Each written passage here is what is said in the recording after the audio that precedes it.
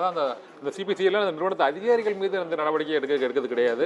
மற்றபடி இந்த சுற்றுச்சூழல் விதிமுறைகளை மீறி ஒரு தவறு ஏற்பட்டிருக்கிறது, இந்த மக்களுக்கு பாதிப்பு ஏற்பட்டிருக்கிறது, அவங்க மீது அந்த நீங்கள் சொன்ன மாதிரி அந்த குற்றவியல் நடவடிக்கை எடுப்பது கிடையாது. ஏன்னா இந்த ஸ்டெர்லைட்டில் 16 பேர் சுட்டு கொண்டுமே அதிபர் அனில் அகர்வால் அந்த வேதாந்த அதிபரை வந்து ஒரு விசாரணைக்கு கூட இன்னும் உட்படுத்தலன்னு நினைக்கிறேன். இதே போல தான் போபால் விசவாயு கசிவு இந்த யூனியன் கார்பரேட் அதிபரை இங்கே நம்ம நாட்டுக்கு கூட்டு வரதுக்கே அவரை வந்து வெத்தலை பாக்க வச்சு அழைக்க வேண்டிய சூழ்நிலைக்கு அந்த அளவுக்கு சூழ்நிலை இருந்தது. அதே போன்ற சூழ்நிலை தான் வந்து இப்போ தென்னிந்தியாவின் போபாலாக இந்த வட சென்னை பகுதி வந்து இப்போ மாறிக்கிட்டு இருக்குன்னு தான் நம்ம அதை கருதலாம். ஏன்னா தொடர்ந்து இது போன்ற விபத்துகள் அதிகரித்து கொண்டே இருக்கிறது.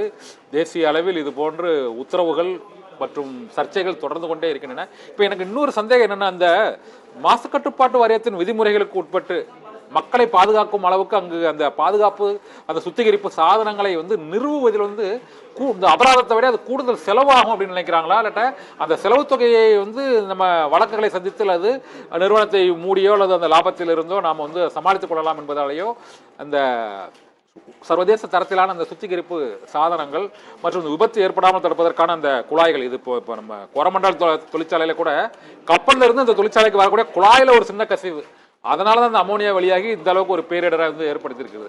ஒரு குழாயில் உள்ள ஓட்டையை கூட கவனிக்கிறது கூட அங்கே கண்காணிப்பு இல்லை.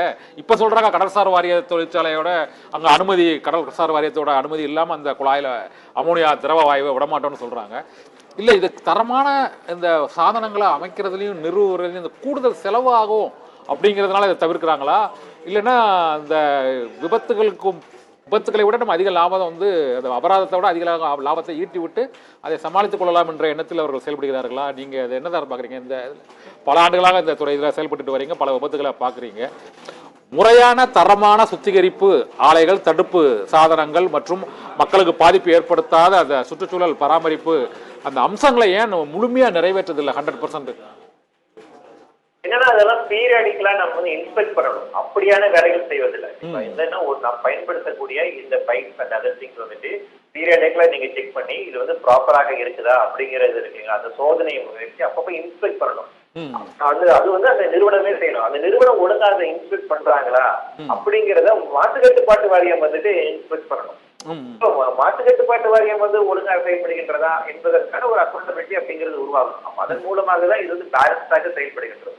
அப்ப என்னன்னா இந்த இடத்துல வந்து செலவு செய்வது மட்டும் ஒரு பிரச்சனை இல்லை, அதை ஒழுங்காக பராமரிப்பு செய்யணும். அந்த மெயின்டெனன்ஸ் அப்படிங்கிறது இருக்குங்களா, அது ரொம்ப முக்கியமான விஷயம். அப்ப அந்த மெயின்டெனன்ஸ் செய்யப்படுகின்றதா அப்படிங்கிறது கண்காணிப்பதற்காக தான் ஃபேக்டரிஸ் இன்ஸ்பெக்டர்ஸ் இருக்கிறாங்க, பொல்யூஷன் கண்ட்ரோல் போர்டு அதிகாரிகள் இருக்காங்க. அப்ப இவர்களுடைய செயல்பாடுகள் என்னவாக இருக்கின்றது? அப்ப இவர்களுடைய செயல்பாடுகள் போதிய தன்மை இல்லாத காரணமாக தான் ஃபேக்டரிஸ் இந்த மாதிரி இருக்கிறாங்க, ஒரு அலட்சிய போக்கில் இருக்கிறார்கள். அதன் காரணமாக தான் இந்த பிரச்சனைகள் எல்லாம் உருவாகிறது.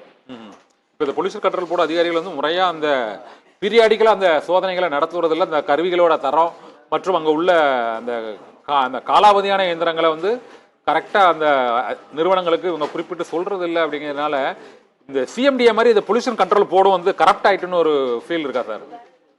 ஒரு சந்தேகம் இருக்கா sir? Corruption rate pollution control போர்டுல வந்துட்டு ரொம்ப மோசமாக இருக்கு அப்படின்னு தான் நிறைய தகவல்கள் சொல்றாங்க.